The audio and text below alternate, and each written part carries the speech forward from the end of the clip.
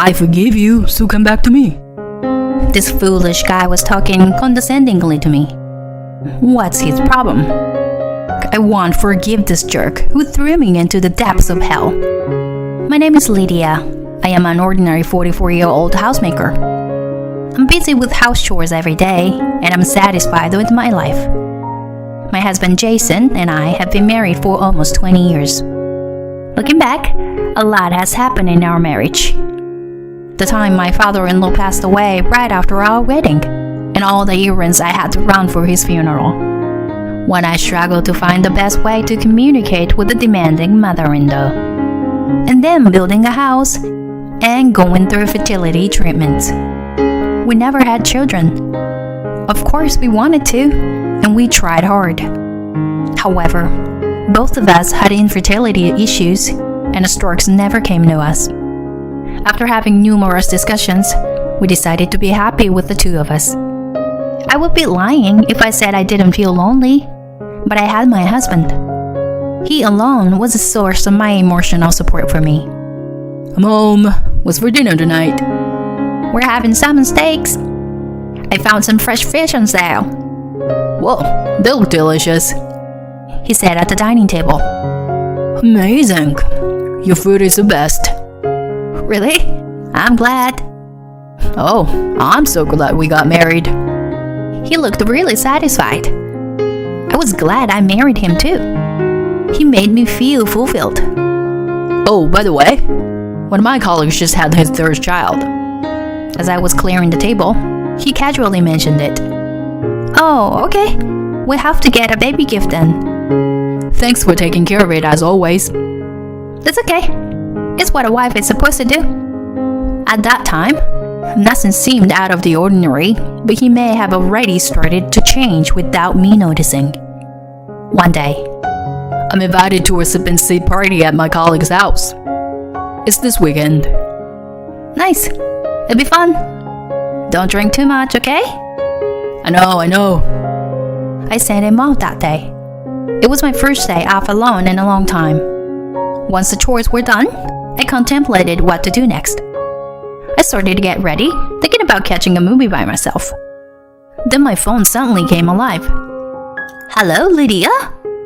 Is Jason with you? The caller was my mother-in-law. Hi, Beth. He's out right now. Oh, was he? He went to a sip and see party at his colleagues. She was silent after my reply. Then she let out a heavy sigh before she spoke. You know, Lydia, I don't want to say too much about this, but Jason is frustrated. About what? He can't have a child on his own, and yet he's celebrating the birth of the friend's child. He's such a kind man, so you should be attentive and listen to whatever he says to you. Understood? The call was abruptly and violently hung up. I wondered what the purpose of her call was. We never had a good relationship from the beginning. The final straw was our choice not to have children. Having kids is what truly counts if you are a woman, right? I can't believe it. What did you marry my son for?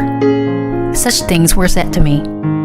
Jason and I were both responsible for the problem, so it was not my fault alone. She just didn't want to admit that our son was infertile.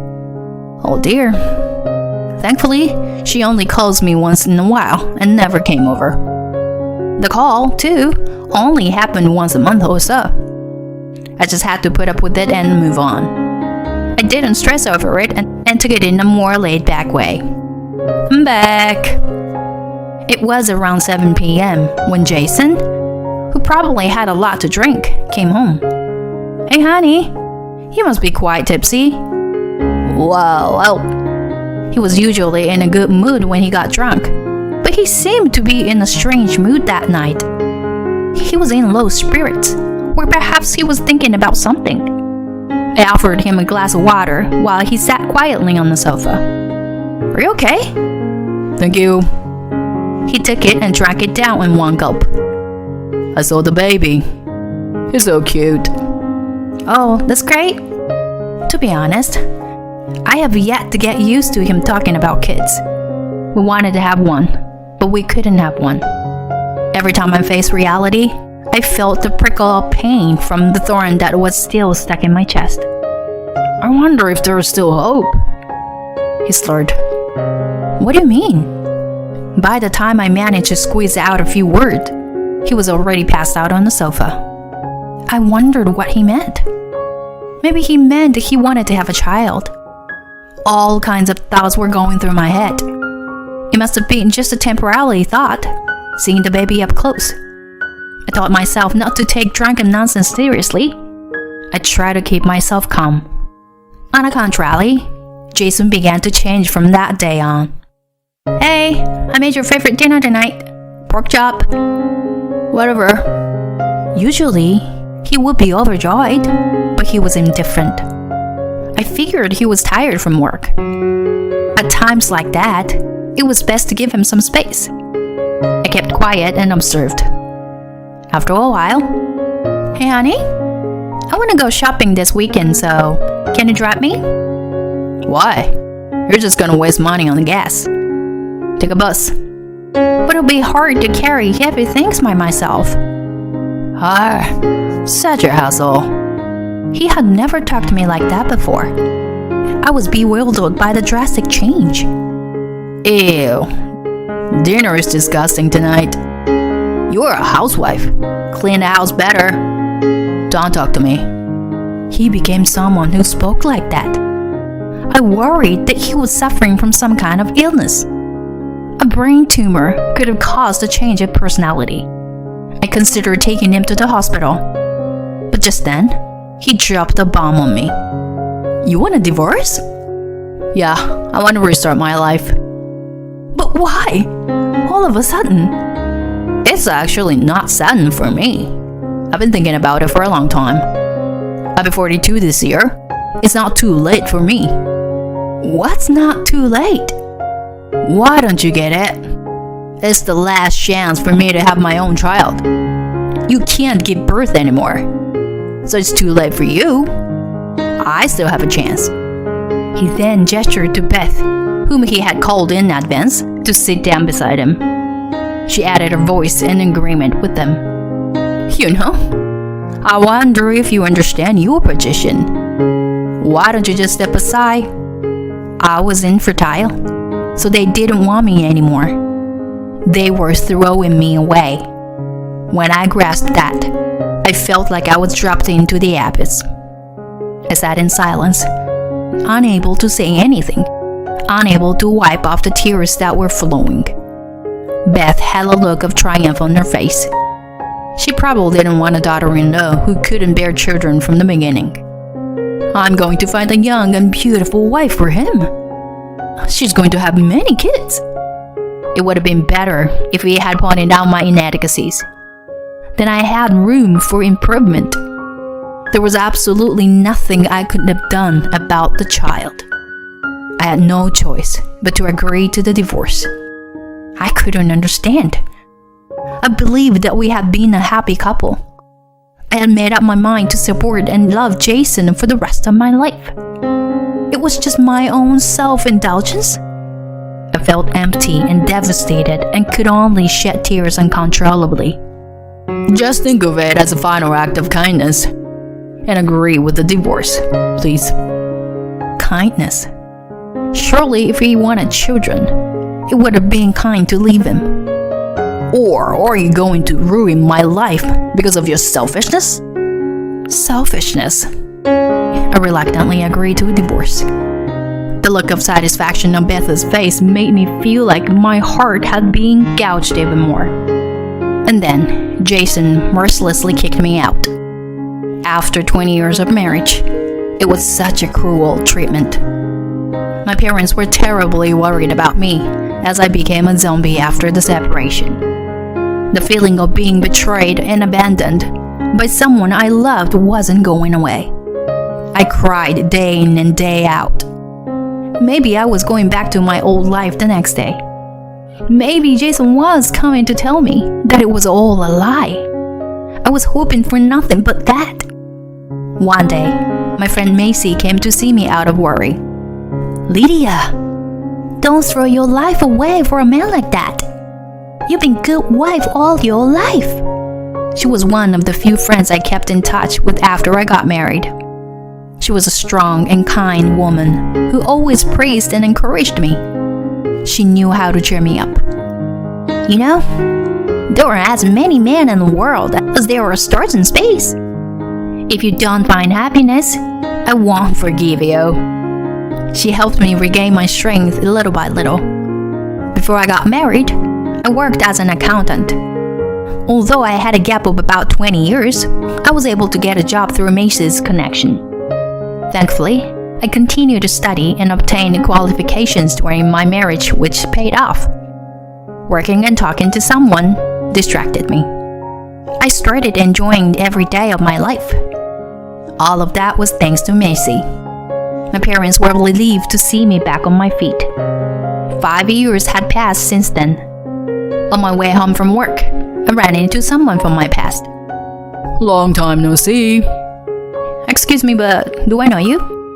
How nice of you. It's me. How could you forget? I wondered what he wanted with me after all those years. He even had his mother beside him. "Are you stalking me?" I had no choice. I don't know where you live or work. I thought if I walked around in your parents' neighborhood, I might see you. It was certainly creepy. "So, what can I do for you?" I've got something good to tell you. He's so kind, you know. You should be grateful to him. My ex-mother-in-law's grin was also creeping me out. I checked the time on my watch. "Sorry, I'm in a hurry." I told you I've got something good to tell you. So listen to me. Let's go to that cafe over there. I was somehow forced to follow them. You can come back to me. Jason suddenly blurted out something inexplicable, but with all smiles besides him. I was confused, trying to figure out what kind of a prank they were pulling. You cried so much and refused to divorce me back then. I thought about it a lot. I can't leave you alone, you poor thing. Come back to me. I almost burst out laughing hearing his comment. No, don't laugh now. I managed to cover it up by hanging my head down. They mistook my reaction as I was relishing in my happiness and carried on with the conversation. I've been thinking about you for the last 5 years. You must be the same about me. I'm sure you miss me. He's been thinking about you ever since the divorce. He waited for you without remarrying. So he couldn't remarry after all. When you come back, I'll have something for you to do. So don't worry. It'll be easier for you to get back into the rhythm again. Apparently, this was the main concern. I showed my keen interest and asked, "What is it that you want me to do?" My mother-in-law, Jason's grandma, is in need of nursing care. She has dementia, and it's been a lot of work. Ah, I got it. That's why. Come back soon. I love you. I was at my wit's end and burst out laughing. They looked at me with their eyes wide open. Are you that happy? Well then, Lydia, you can come back with us today. You too. Please, keep your jokes between yourselves. I looked down at them coldly. Why would anyone go back to being a slave now? It's not that you didn't remarry by choice, but you simply couldn't, right? What makes you think that I still love you?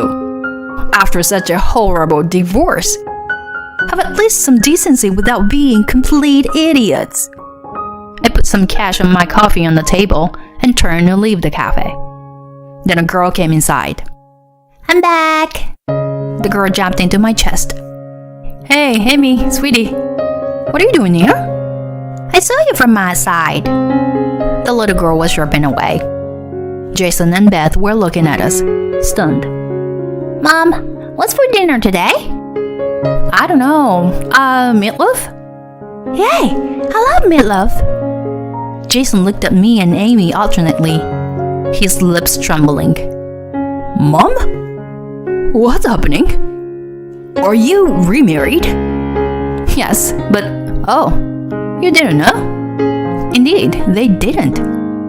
I never took the trouble to inform them. I asked my friends and family not to say anything about me, so they probably didn't get the information. This can't be true. You were so reluctant to leave me. Jason covered his head with his hands and kept mumbling, No. You know, how many years ago are we talking about? It's been 5 years. Of course I'm married again. I asked Amy to wait by the cashier and stepped closer to Jason.